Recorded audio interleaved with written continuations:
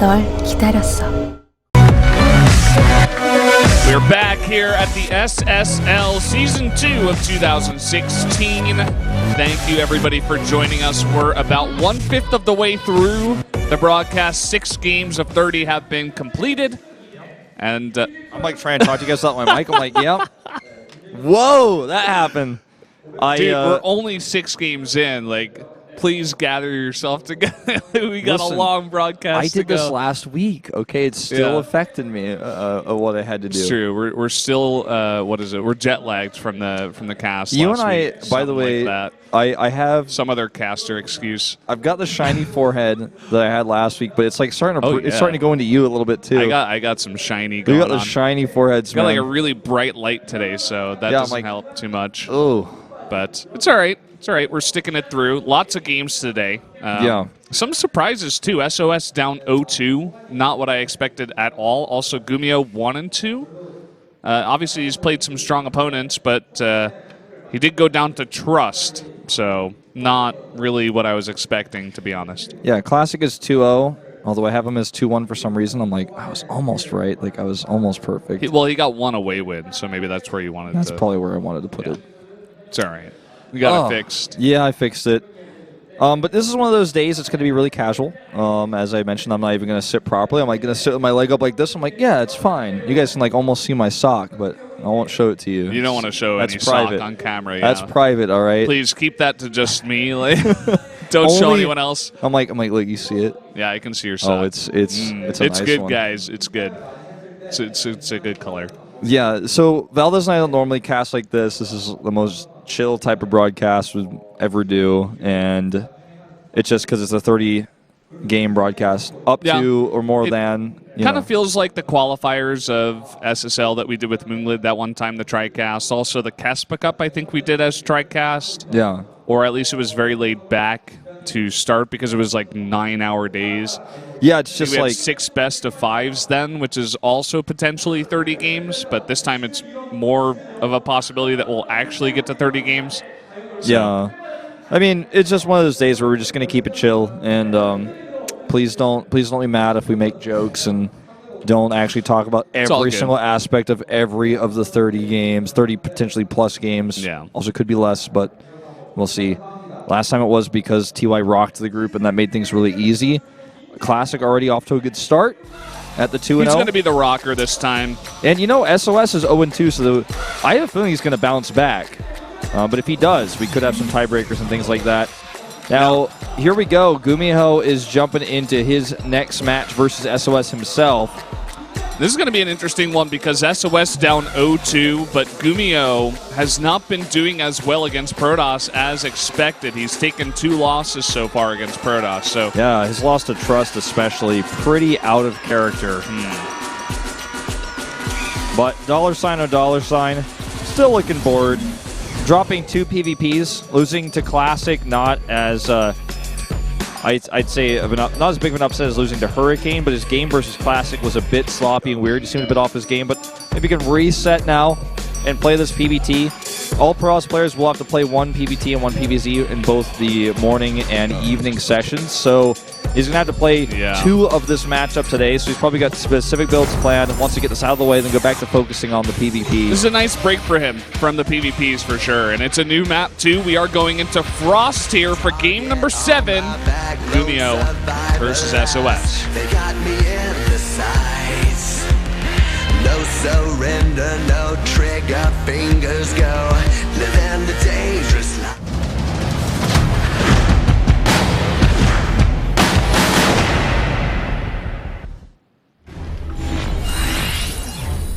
Here we are on Frost. It's going to be the first time we're seeing this today.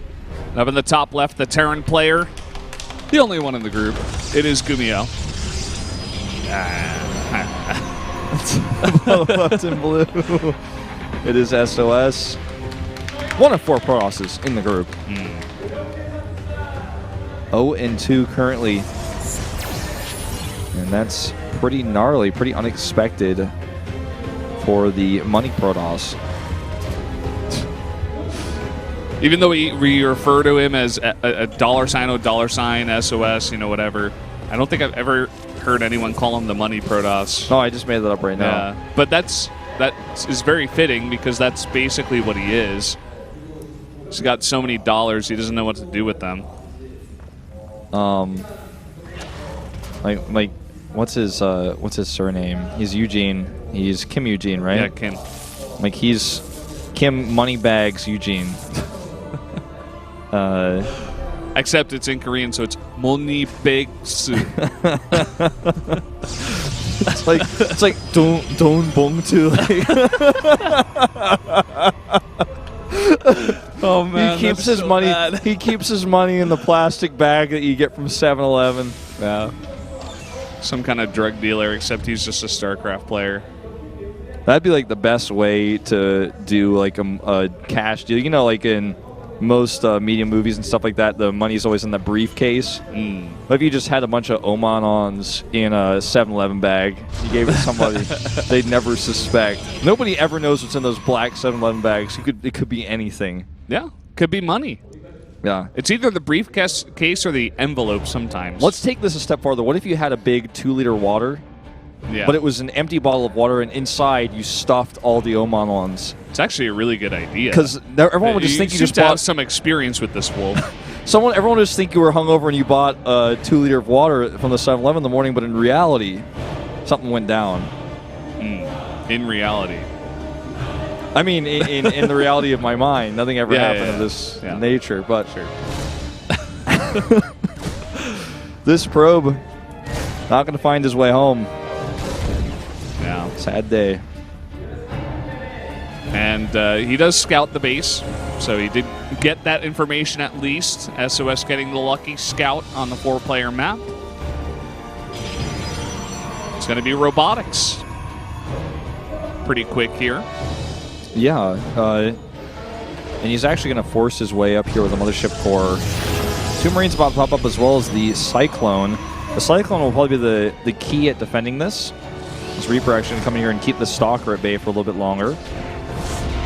Let's see how much he can actually get done with this. The probe will get targeted down, but already the first Marine is dead. And this is just going to be a dead base for a while. Looks like he's going to go for the reactor. The Cyclone's not out yet.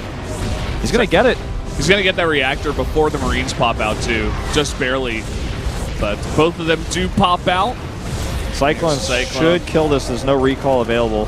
Yeah. Going to overcharge once more and create some more pressure. Adept still around, so he can continue to poke the CC, maybe even force it to lift. I'm not sure if he will. Honestly, it's just one Adept, and the overcharge is going to run out here in just a bit. There you go.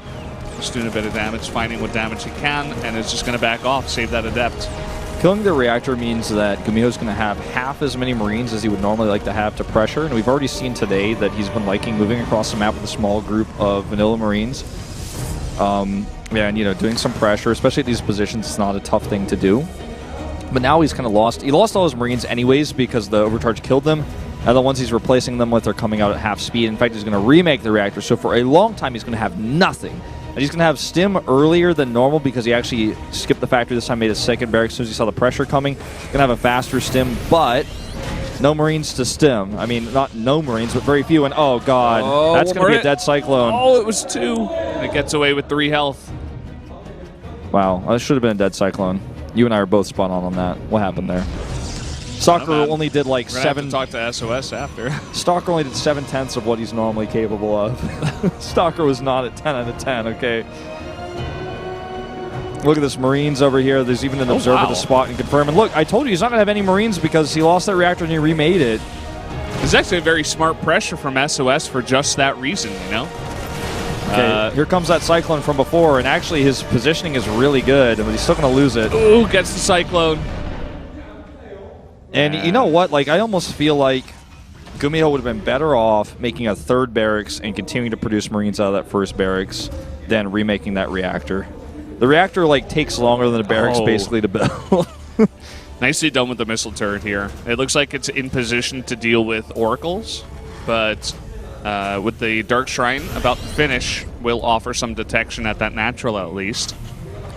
SOS can add a 3rd base if that's his plan, but actually just looking at the production tab, which I hadn't seen for a while, with those 3 gateways. Okay, he's going to take a 3rd base. I was going to say he could pressure with the Immortal coming out into a third base. He's going to get the third base anyways. He's going to use DTs first with the Dark Shrine he made earlier. And if he gets enough damage done with this, he could just go for the kill with the gateways he's added. The Blink is coming up, and as well as the Immortals. He may even commit to more DTs. Look at this. A missed scan. He doesn't even get the Observer, and that's one last scan he's going to have to deal with DTs. He's going 4 DTs, in fact. He may just go over here, target down the turret when the units go away, and grab that kill. Look at that. It goes right for the turret. Gonna have to really rush for it. Oh, no. That's gets body blocked. Oh, boy. 3 DTs go down for free. Not a great start here for SOS. At least he's putting on some pressure while he takes a third base. What happened to the 4th DT? Okay, got 2 kills and was killed by that turret. So, not worth. No. That's for sure. I mean, that was a really... I don't even want to call it risky. It was just a... I'm trying to think. It was like a gambit that did not pay off.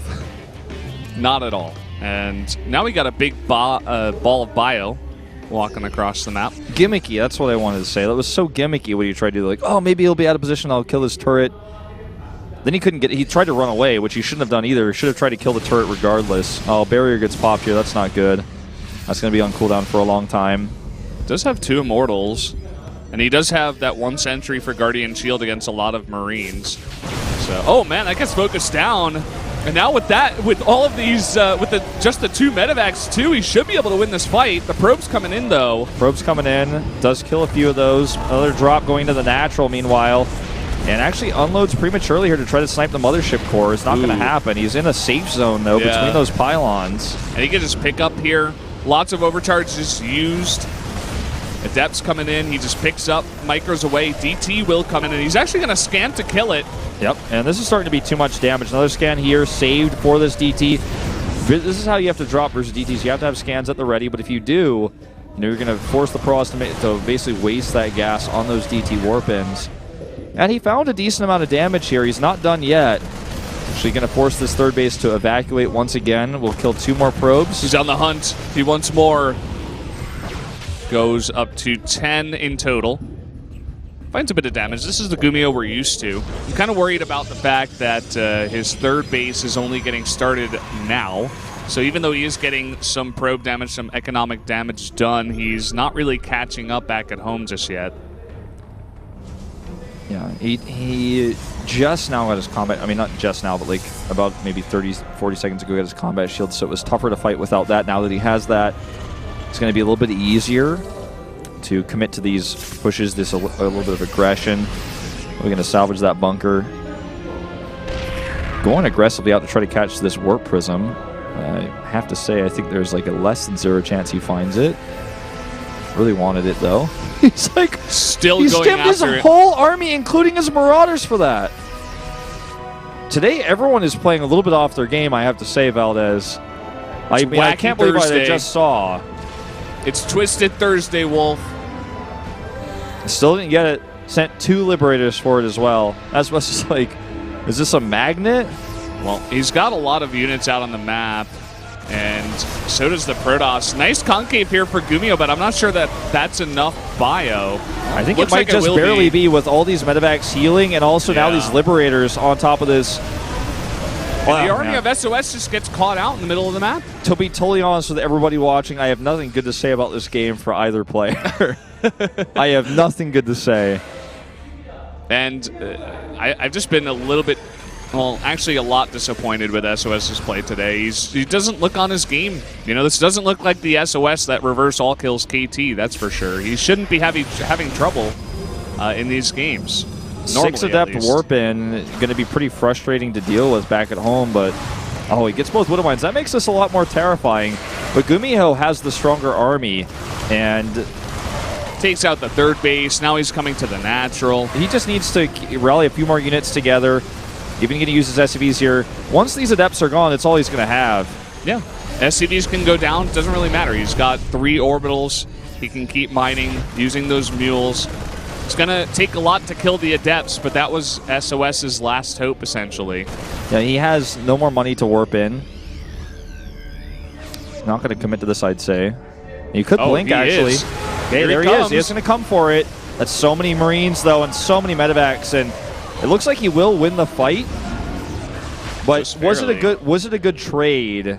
Because he doesn't have a third base. Gumiho has cheap units to replace the units he just lost. He didn't lose any of his expensive medevacs. Exactly. And he's even got Widow Mines here. He keeps his third base alive. Third Nexus is going to be start now. But Gumiho, he's got some nice production. He keeps everything alive, as we were saying. And he's going to have a nice follow-up attack coming here in just a bit. One Adept is like, I will never die. 1-1 upgrades. Okay, this is an opportunity. But look at all the Marines he's making, 8 at a time with those mules that you were talking about earlier. He can stem every unit, and there's so many medevacs here that everyone's going to be healed up to full just incredibly quickly. Look at that. It's already done. Third base being remade, as you mentioned. Yeah, I think there's just going to come a point where SOS is going to try to pressure. It's not really going to work out. Oh, man, he's going to walk into Widow Mines, too. Oh, ouch. Eat some more damage. Okay, the second one was at least dodged. He doesn't have a Templar Archives, so what he has now on the ground is eventually just going to be out-efficiencyed. Look at this. I made that word up, but like the unit efficiency of this many medevacs and bio versus a pure ground gateway army is obviously going to be better for the Terran every time. Look at this. SOS has spotted the army. Can he fight it, though? I don't think he's going to commit to this shade. Just too much underneath those medevacs. He's going to try to avoid the army, but blinks in prematurely, eats 2 more Widow Mine shots. So 2 Widow Mines for 2 Stalkers. That's pretty cost efficient. And what is the second golden rule of StarCraft? You don't really want to base trade here against a Terran either, because they can float buildings. But this is SOS's last chance. He's going to have to go for it. The thing is, it's like we can say don't ever do this, but he's so desperate that there isn't really anything he can do. And I guess maybe if he forces all these CCs to lift and he has DT tech, you know, I mean, we saw Strange versus Pult. We saw situations like this just recently at Tours. I mean, this is the kind of thing that can and will occur in this matchup. Darkstrike goes down. He has 2 DTs on the map. So and 13 probes left. Most of those in the main were just killed. Okay, he needs to kill these turrets. Forcing lifts on the CCs would be ideal, as these probes are forced away. 11 left, and he has enough for a Nexus. There's that lift on the orbital. He has 3 orbitals. And if any of them lift and he kills the DTs, it's impossible for SOS to win. SOS is about to be revealed with all Nexi gone. Obviously, he can make 1 more, as I mentioned before. There's 1 SCV on the map, which is important too, although he's going to have to kill a lot more depots before that becomes an issue. With 60 at 133 currently. Well, probe's coming down here to the bottom right. Couldn't make that Nexus and begin mining soon. He's totally supply blocked, so it's not like he should save those minerals. 1 DT gets slowed. Oh, he just barely gets it before it gets out of range. Look at this wall he's set up. He's trapping the Protoss army in here. Oh, that's so smart. There's no escape. Maybe some Stalkers with their second blink can get out, but that army of Adepts is stuck. Now, you can force field here, so... It looks like he got the second DT, let me confirm. Yeah, I can see it on the unit tab. It's gone. Force field is cool and all, but you could just lift up an elevator. This should be a win for Gumiho. No way for SOS to come back. And SOS takes his 3rd loss, and Gumiho evens out at 2-2 in this group. Pretty surprising results so far, specifically for SOS, 0-3. Yeah, pretty disappointing, actually. Look at his picture right now where he shoots himself in the head. What a pose for how this group's been going, man. Yeah, that's kind of rough. I'm sure he's regretting making that pose now, but I really hard to feel come back from 0-3. I feel like he did shoot himself in the head with that move out in the middle of the map, though. He knew the Terran army was out there because he saw it chase down his warp prism. He just moved out there. He just went out there. No